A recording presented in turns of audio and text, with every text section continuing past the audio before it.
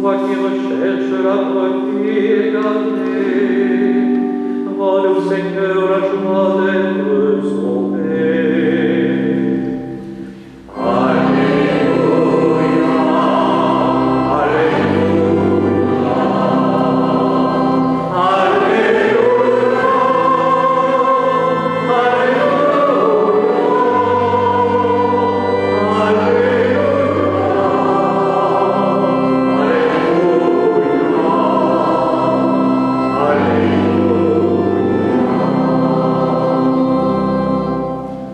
Le Seigneur soit avec vous. Et avec votre esprit. Évangile de Jésus-Christ selon saint Luc.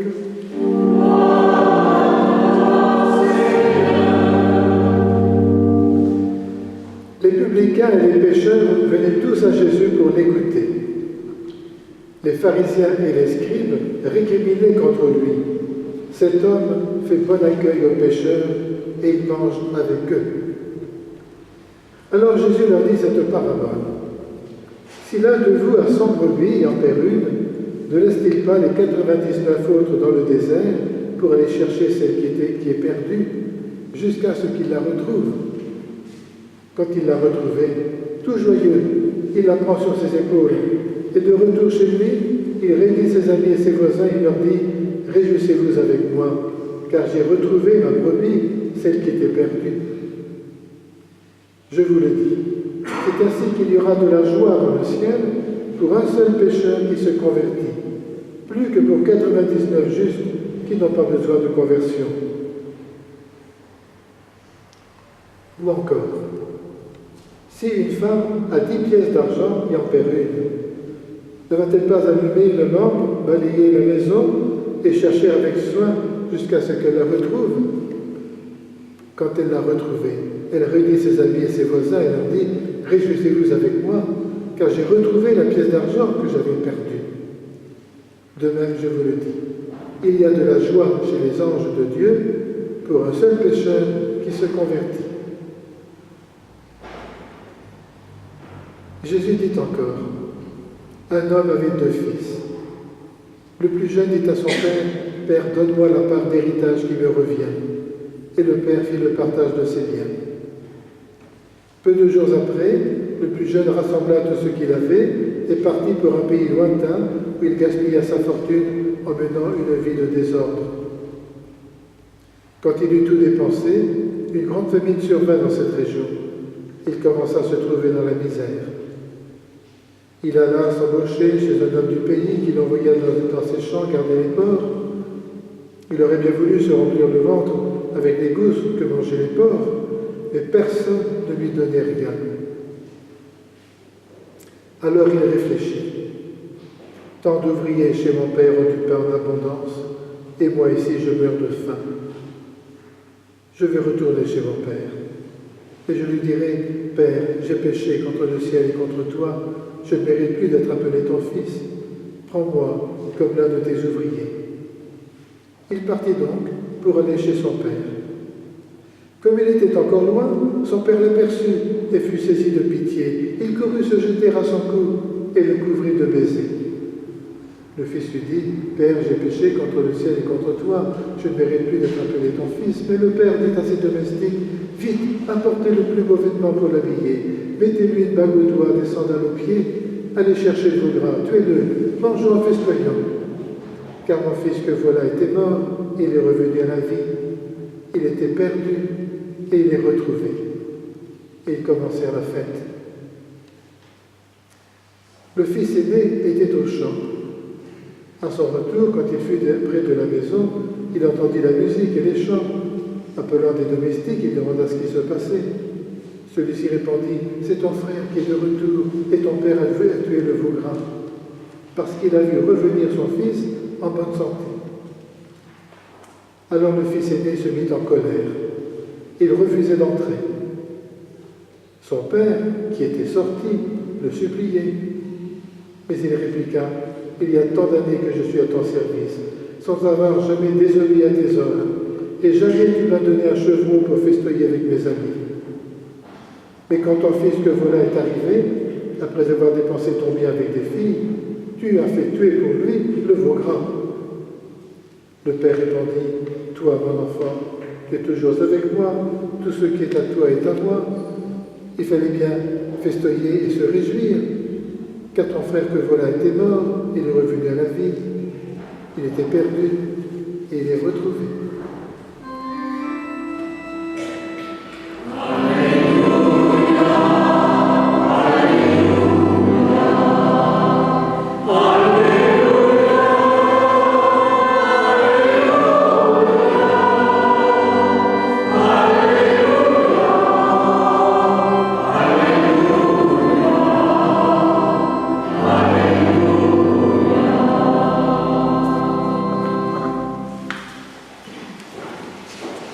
Chers amis, je reviens d'abord sur la première lecture parce que c'est amusant, c'est un peu comme en famille.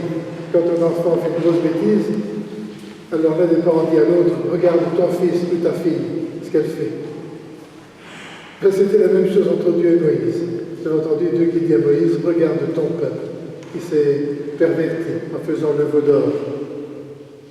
Et même, Dieu va éprouver Moïse parce qu'il lui dit, allez, je vais balayer ce peuple perverti, et je ferai de toi sortir un autre peuple.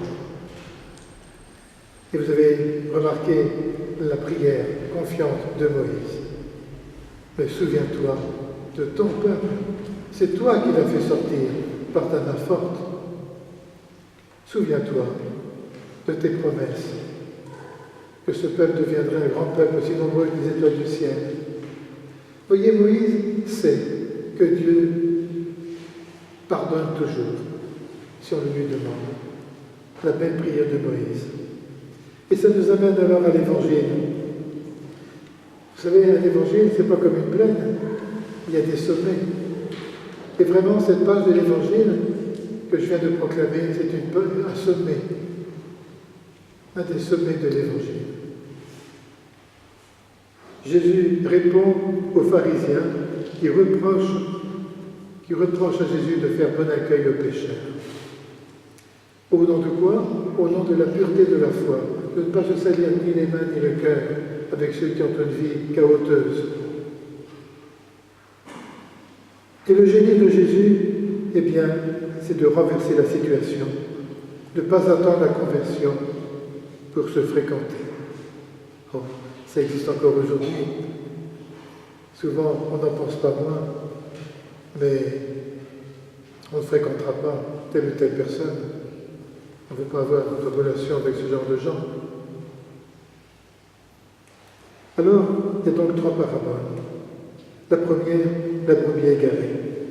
Si vous êtes venu au pèlerinage de 15 août à la Rougemont, vous avez entendu comme moi le Père Péqueux, dans son homélie, rappeler le commentaire du pape actuel, François, sur cette parabole. Il disait qu'il faudrait renverser ce que Jésus dit exactement.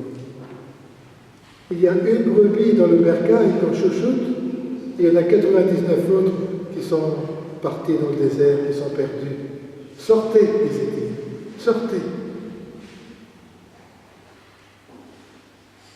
C'est important pour nous, vous savez, de sortir de notre cercle familial, mais aussi amical.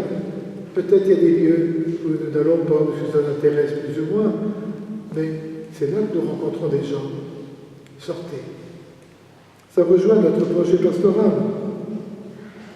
Être attentif à tous ces gens que nous pourrions rencontrer. Qu'est-ce qu'ils vivent? Qu'est-ce qu'ils disent de profond? Et puis, c'est vrai que la vie actuelle nous bouscule beaucoup. Tout va très vite. On est presque fatigué. Il y a beaucoup de gens qui vivent loin de Dieu. C'est encore vrai aujourd'hui, c'est pas le veau gras, c'est pas le veau d'or, pardon, mais on s'habitue à vivre loin de Dieu. Alors qu'on a reçu le beau cadeau de la vie, eh bien, on vit notre vie loin du Père. Heureusement qu'il y a des enfants, quelquefois, il faut quand même qu'on le fasse baptiser, celui-là, ou bien il faut l'envoyer au catéchisme. Alors, c'est une petite occasion pour se rappeler quand même, et pour revenir. Le 28 septembre, à la sortie paroissiale, à laquelle vous êtes tous invités, et je vous ai dit qu'il y a encore des places dans les caves. Donc, vous pouvez vous inscrire toujours. Il vous aura distribué dans la célébration que nous ferons pour lancer l'année paroissiale, ce qu'on appelle un kit, je ne sais pas trop d'où vient le mot, mais dans ce kit, il y aura plusieurs feuilles qui essayent de répondre aux questions que les gens de tout venant, qui sont loin quelquefois, se posent par rapport à l'Église. S'ils veulent faire baptiser un enfant, ou se marier, ou envoyer au catéchisme, ou des questions de la vie, voilà. Alors on essayait, il y a 10 feuilles, 10 petits feuillets pour répondre à ces questions. Vous les aurez, vous pourrez peut-être les donner à quelqu'un qui ça pourrait intéresser. Un homme avait 2 fils. Le plus jeune a le culot de demander la part d'héritage à son père et d'aller tout dépenser dans une vie aventureuse.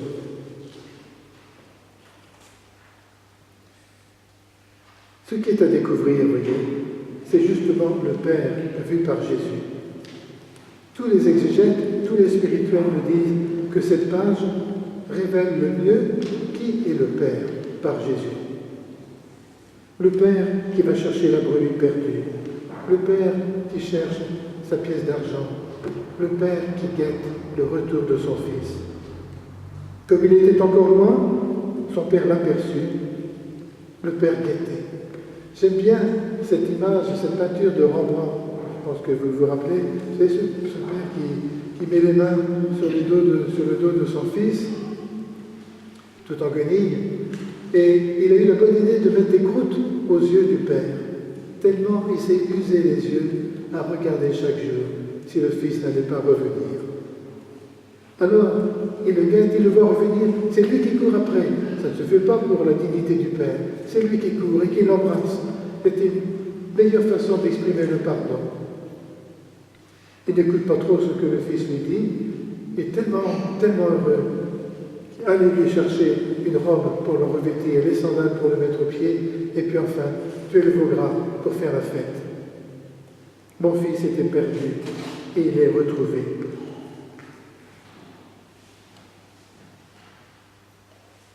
C'est bien, vous savez, l'étonnante révélation que Jésus veut nous faire dans cet évangile, que nous comprenions combien nous sommes aimés.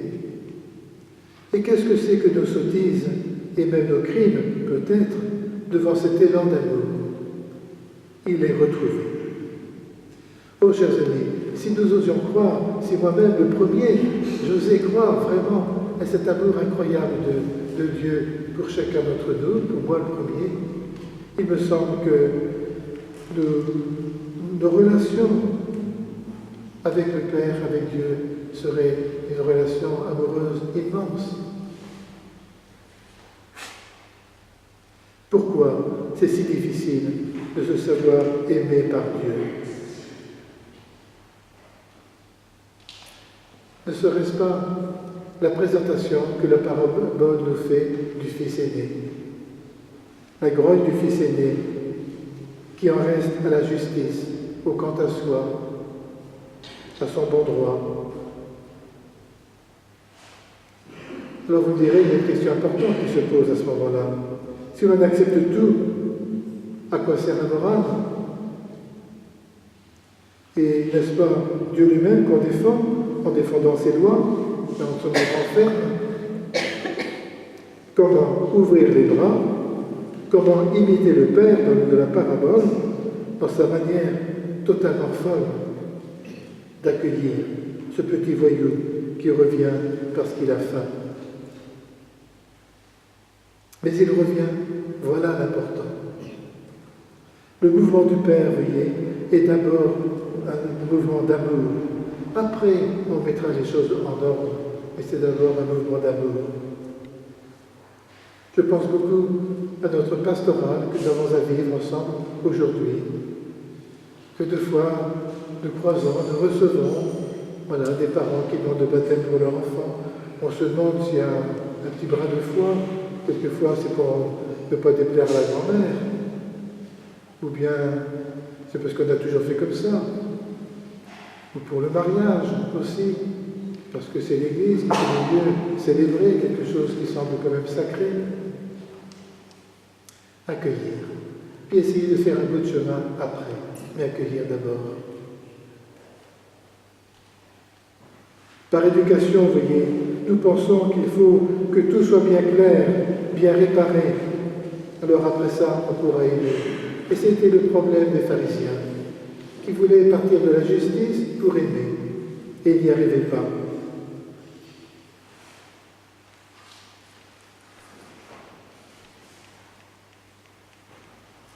Il faut partir comme Jésus. Alors les pharisiens nous reprochent, évidemment, par rapport à la justice, ils ne peuvent quand même pas aimer les pécheurs. Donc, derrière ça, ça veut dire que Dieu ne peut pas aimer ces gens-là qui ont une vie caoteuse. Eh bien si, Jésus nous dit que personne n'est rejeté. Je pense même, vous voyez, à des personnes qui quelquefois souffrent d'être rejetées de l'Église, ceux qui sont divorcés, remariés. Et vous le savez peut-être plus ou moins, mais nous essayons aujourd'hui de faire beaucoup d'accueil et de célébration pour ces gens-là. On ne refait pas le mariage, on ne peut pas dépasser la parole de Jésus, ce que Dieu a dit, que l'homme ne le sépare pas. Mais enfin, toute une vie aux yeux de Dieu n'est pas brisée par une brèche qui a existé. Et donc nous recevons souvent des parents, je pense à un foyer que j'avais reçu comme ça à la crypte de Chartres avec ses amis.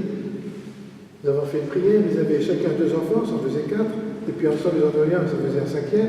Il fallait quand même les conduire à maturité, ces enfants. On a prié Dieu pour leur avenir, pour cette recomposition. Et curieusement, quand je suis arrivé ici à Nogent, ils avaient déménagé eux-mêmes, ils étaient ici. Ils mettent leurs enfants catéchistes, ils viennent de temps en temps.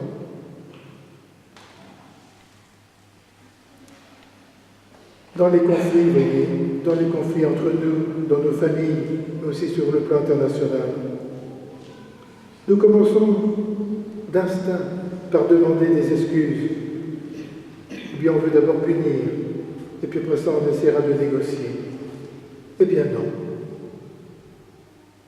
Certes, nous ne devons pas tout accepter, mais dans l'amour du Père qui attend le retour.